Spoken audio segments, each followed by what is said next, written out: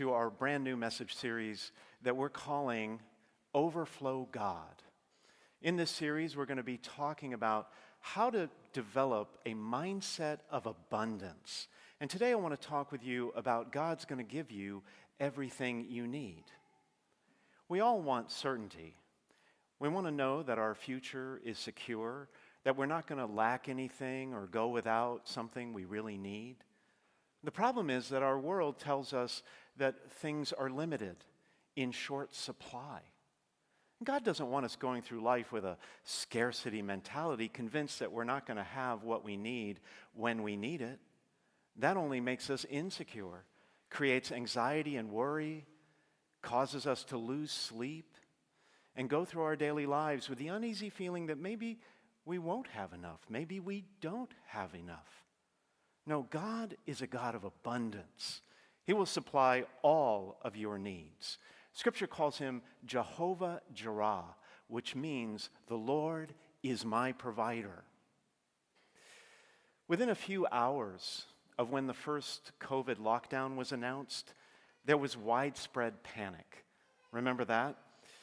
People ransacked the stores to get basic supplies.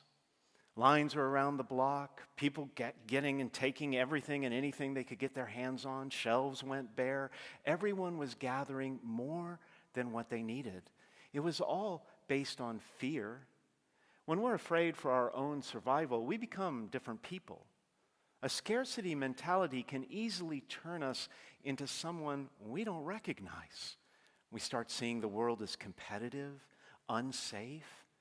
There are people every day who go without not because God doesn't provide everything that they need, but because a scarcity mentality sometimes keeps us from sharing the abundant provision that God has already given us.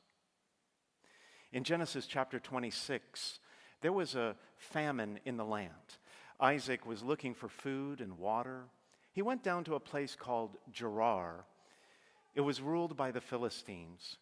He was just passing through on his way to Egypt, where he'd heard there would be more food and supplies. But God told Isaac to stay in the land. Don't go down to Egypt. God promised Isaac that he would bless him, give him the land, and make his descendants as numerous as the stars of the sky if he obeyed. So Isaac settled there in Gerar. He started planting crops and acting like nothing was wrong. The Philistines thought he was crazy. There's a famine going on. Nothing's going to grow. Nothing's going to grow. They took him for a fool. But Isaac trusted God, and God kept his promise. Isaac's land yielded 100-fold. He acquired more and more flocks and herds. He grew richer and richer. He kept getting more and more wealthy. Well, eventually, the Philistines became envious. So much so that their king finally told Isaac he had to leave. He had become too strong for them. They were getting upset. It was causing bitterness and strife in the land. That's what happens when you have an scarcity mentality. The famine had created this scarcity mentality among the people, and they didn't think it was fair that Isaac had as much as he had. They thought that they deserved more. Well, it wasn't fair, but Isaac left there and he went down to a nearby valley and set up camp. There were some wells in that land down in the valley that Isaac's father, Abraham, had dug many years earlier. The Philistines had stopped up those wells with rocks and dirt. And water is essential in the desert, so Isaac and his men got busy redigging the wells, removing the stones, clearing the wells of debris. Finally, the water was flowing again. Things were looking good. It was a lot of hard work. But as soon as they had finished, shepherds came by, and they started arguing with Isaac. They said the well belonged to them. The water was theirs. Well, Isaac knew that as Abraham's son, he was the rightful owner. It didn't belong to them, it belonged to him. Plus, he had just done on that hard work to make the well flow again. Isaac could have put up a fight. gone to war, engaged in a conflict to protect his rights. No one would have blamed him for that. There will always be people who want what you have.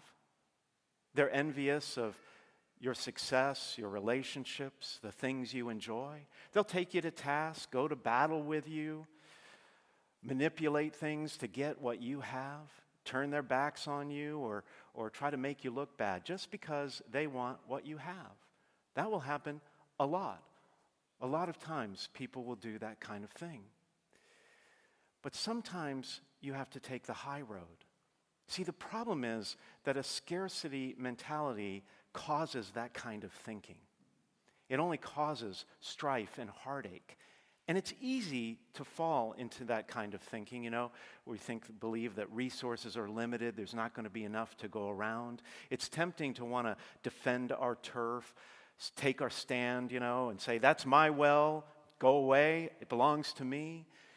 But sometimes you have to be the bigger person and take the high road like Isaac did. He moved on without making a fuss. He said, fine, you can have the well, because he knew that no matter what, God was going to take care of all of his needs. Isaac had an abundance mindset. So he left there, he went to another place in the land. There was another well that his father had dug there, and it was stopped up by the Philistines, so he and his men started redigging that well too. It was strenuous work because in those days, you obviously had to dig by hand. Well, finally they got the well working again, water was coming up, and things were looking good. They had plenty to drink and enough water to irrigate the crops. But right on cue, guess what happened?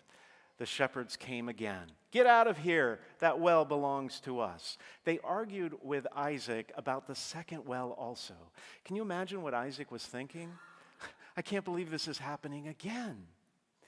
But like the first time, Isaac took the high road. He let them have the well and he moved on because Isaac knew that his God was a God of abundance. One of the most common confessions that I hear from children is fighting with their siblings, usually over a toy or screen time or video games or who gets control of the TV remote. These things are scarce resources, so it usually ends up in a big argument. Sometimes there's name-calling, shouting, even violence. And I tell the kids, I remind them of what Jesus said. Turn the other cheek. Don't fight back when somebody treats you unfairly. And then I'll tell them, maybe next time this happens, you could just let them have it. Well, one little boy misunderstood what I meant.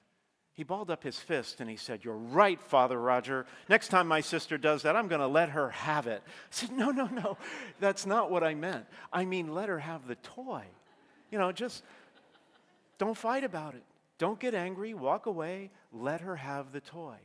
They always look at me like I'm crazy.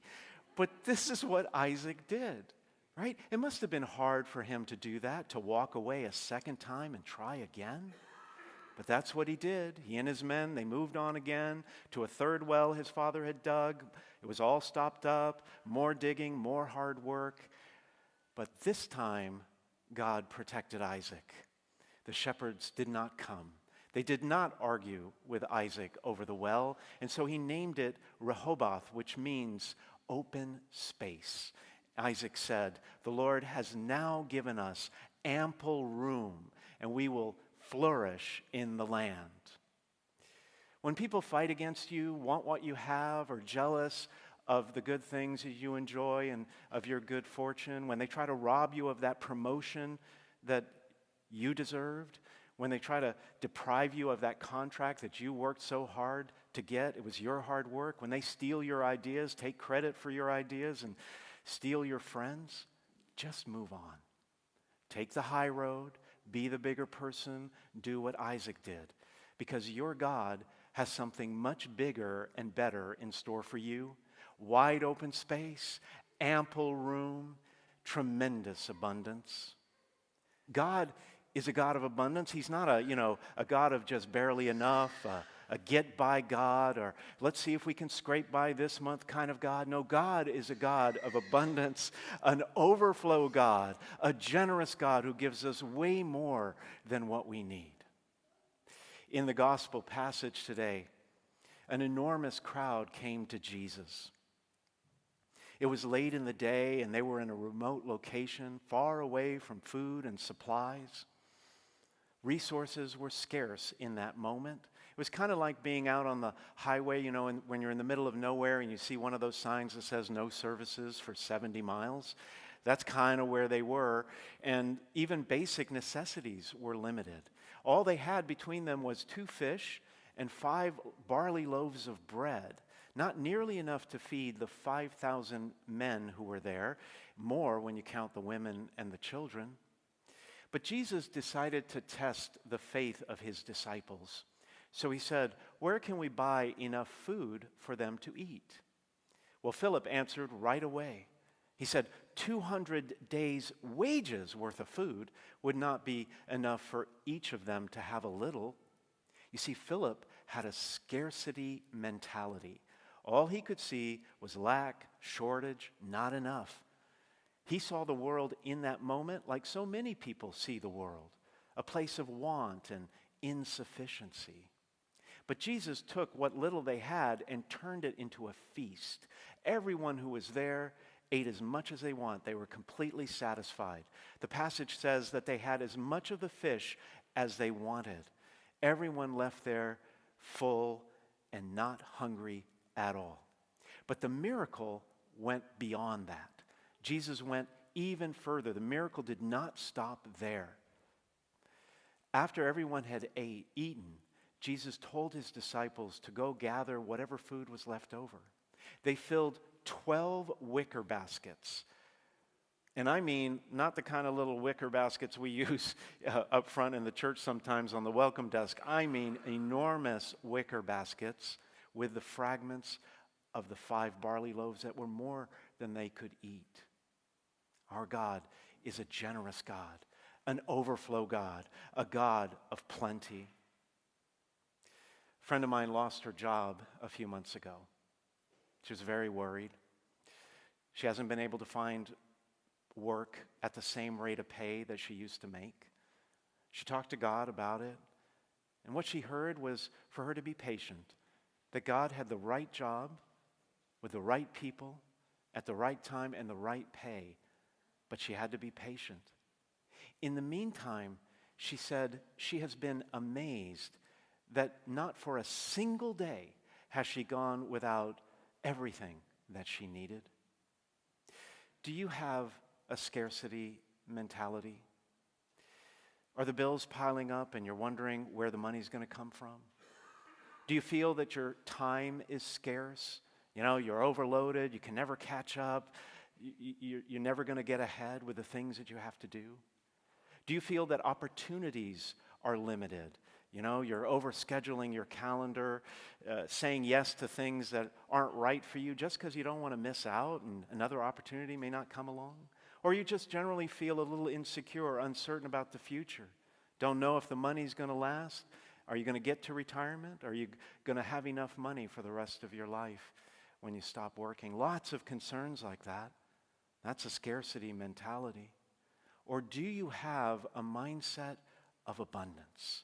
You believe God is in control.